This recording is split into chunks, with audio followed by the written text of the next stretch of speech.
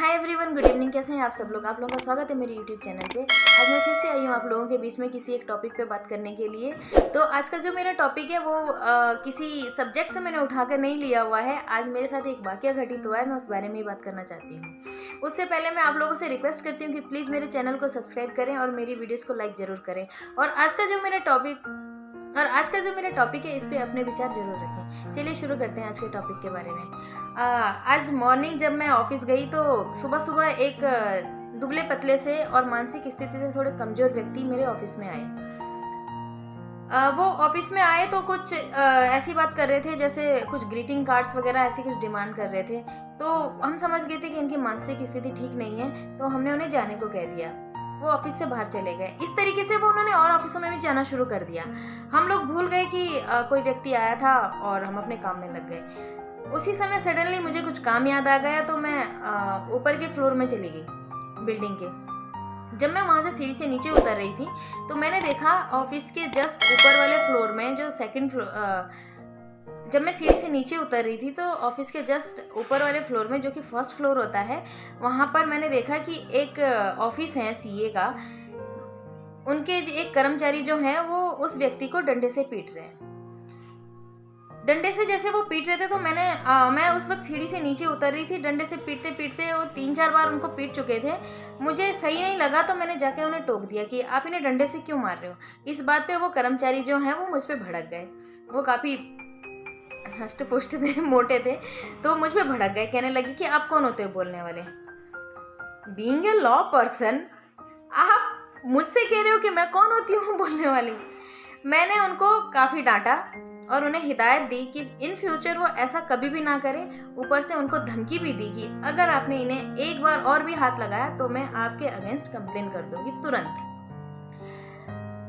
इस बात पर 2-4 लोग और भी आ गए थे। उन्होंने भी देखा कि हाँ वो पीट रहे थे, तो उन्होंने भी काफ़ी सपोर्ट किया। अच्छा लगा मुझे। उसके बाद शायद सामने वाले बंदे को लगा कि मैंने उसे कुछ ज़्यादा बोल दिया है, तो वो भड़क गए। आके मेरे ऑफिस में मेरे सीनियर से ये बातें करने लगी। लेकिन वहाँ आकर के भी उनको फिर वही फटकार खानी पड़ी। मैंने उनको दोबारा से हिदायत दिया कि आप जो है आप किसी को मारने के अधिकारी नहीं हैं, आप किसी को नहीं मार सकते। और खासकर ऐसे इंसान को जिसकी मानसिक स्थिति ठीक नहीं है। आप अच्छे खासे इंसान हो, वो पलट के आपको जवाब नहीं दे सकता, इसका मतलब ये नहीं कि आप उसे डंडे से पीटो।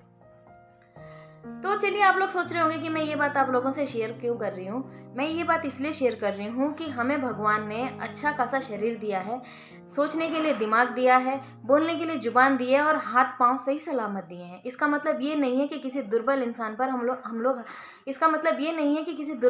पर हम हाथ उठाएं, उसको मारें पीटें, क्योंकि वो हमें पलट के जवाब वापस नहीं दे सकता। अच्छा, इस स्थिति में मैं ये कहती हूँ कि अपने बराबरी वाले को मार पीट के देखिए आप, तब आपको पता चलेगा कि क्या होती है मारपीट। जब पलट के आपको 2-4 खुद को लग जाएगी तभी पता चलेगा।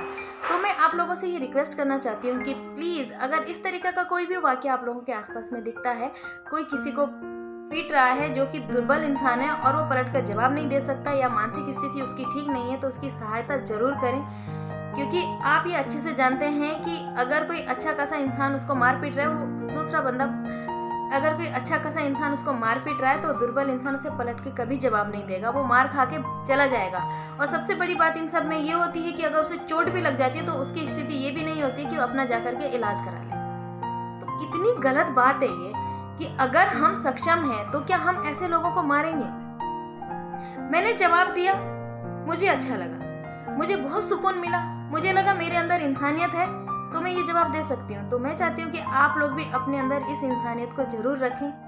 मैं ये नहीं कह रही हूँ कि आप कहीं भी अननेसेसरी जाकर के किसी से भी पंगे लो, मैं ये नहीं कहती हूँ। मैं ये भी नहीं कहती हूँ कि आप लड़ना झगड़ना किसी से शुरू कर दो। जवाब देने के कई तरीके होते हैं, आप सामने वाले को समझा सकते हो।